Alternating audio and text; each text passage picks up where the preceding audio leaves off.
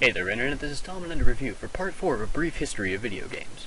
Unfortunately, I wasn't able to post a video last week, as some of you may or may not have noticed. Sorry about that. I really do mostly keep deadlines. Just last week I ran out of time and decided that no video would probably be better than a horrible video.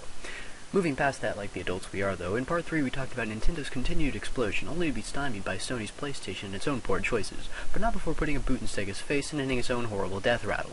Also we talked about sex and violence because, hey, who doesn't love some of that? Coming back to 1996, the year also saw the release of the Nintendo 64 system. Numbers-wise, the N64 lost badly to the PlayStation, selling less than a third of what Sony's crazy futuristic disc-based technology could muster. Games-wise, though, the system still managed to consistently pound out gem after gem, and is widely fondly remembered despite some notable failures, including at least one game I don't think we can even legally call a game. The system launched with Super Mario 64, which brought the Mario franchise and character a huge leap forward. It would also bring Zelda, another one of its flagship games, into the modern 3D days with Ocarina of Time and the Majora's Mask. The Zelda games were lauded by their use of auto-target to create successful swordplay, while Mario impressed people with its hub-based level layout. Both of these games are considered by various groups to be nearly perfect, though that is very likely through the rose-tinted glasses of fanboyism and nostalgia. 1998 saw the release of another Nintendo gem/craze, Pokemans. Pokemon had already been out in Japan for the last 2 years and pretty much blew up the country all over again, but it wasn't until it made it over to the States that we added mania to the name and started making Pikachu versions of everything.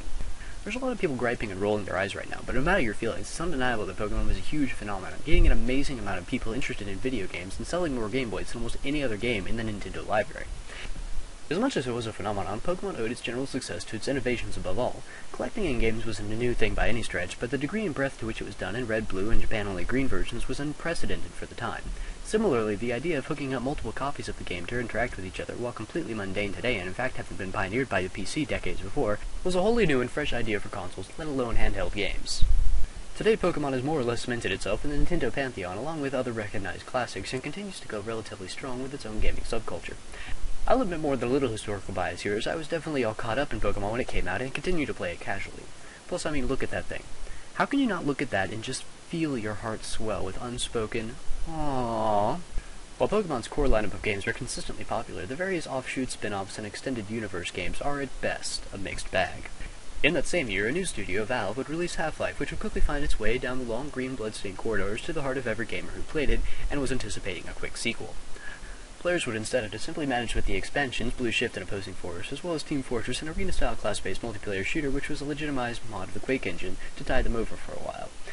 Additionally, Valve would make a habit of hiring its own modders by developing Counter-Strike after a Half-Life multiplayer mod designed by 2 community members. The Super Twitch gameplay and instant death mechanics would somehow enrapture any gamer that Half-Life might have missed, and remains faithfully played to this day both in its original form and various sequels and updates.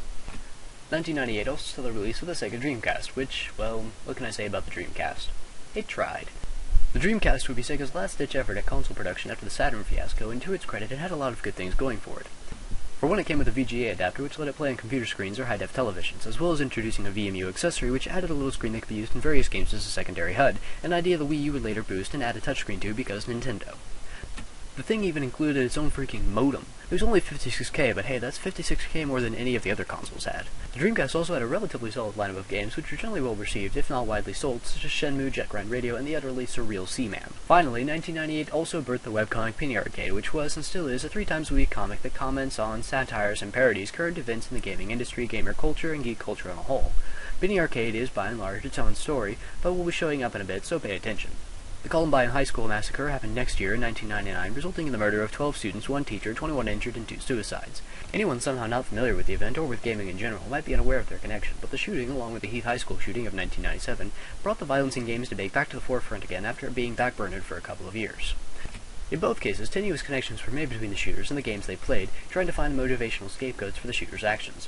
Florida lawyer Jack Thompson picked up the Heath case and sued the developers of Doom, Quake, Castle Wolfenstein, Redneck Rampage, Nightmare Creatures, MechWarrior, and Resident Evil, as well as the producers of a film called The Basketball Diaries and some porn sites for damages the various media had allegedly caused, and initially claimed that they were defective products, the defect being the amazing amount of violence they had caused. Thompson would continue to harass the game industry until his eventual disbarment for general shenanigans in 2007. In the course of my research, I actually discovered that the ACLU voted Thompson Art Censor of the Year in 1992. Isn't that exciting? Black marks and controversy aside, the last year of the millennium was actually pretty fantastic for gaming. Sony released a pretty solid line of fondly remembered games like Silent Hill, Final Fantasy, Siphon Filter, Legend of Mana, Legend of Dragoon, and Legacy of Kain, Soul Reaver, as well as updates to several of its existing franchises like Tomb Raider, Resident Evil, and Metal Gear Solid. Nintendo, meanwhile, released Donkey Kong 64, Pokemon Snap, Pokemon Stadium, and Sucker Punch's very first game, Rocket Robot on Wheels, among many others for both systems. On top of that, Sony Online Entertainment released a new massively multiplayer online RPG a la Ultima Online called EverQuest that would take the still juvenile genre from relative obscurity to huge mainstream markets, generating gobs of cash, 18 expansions going all the way up to 2011, and the nickname EverCrack. EverQuest would remain the unqualified king of MMOs for around the next 5 years, generating plenty of arguments about gaming addiction. That's all I've got for this week, but hold on folks, because next week we're going into the future. Y2K, baby. PlayStation 2, online gaming, Nintendo's Seeds of Madness, and tighter, more condensed looks at what goes on as we start to enter the truly contemporary history of gaming. You'd think that the last 12 years would be worth one, maybe two more episodes, but nope, this is page 8 of 14. This series is hardly halfway over and things only get crazier from here. Until we get there though, I'm Tom and Review, and this has been a brief, incomplete history of gaming.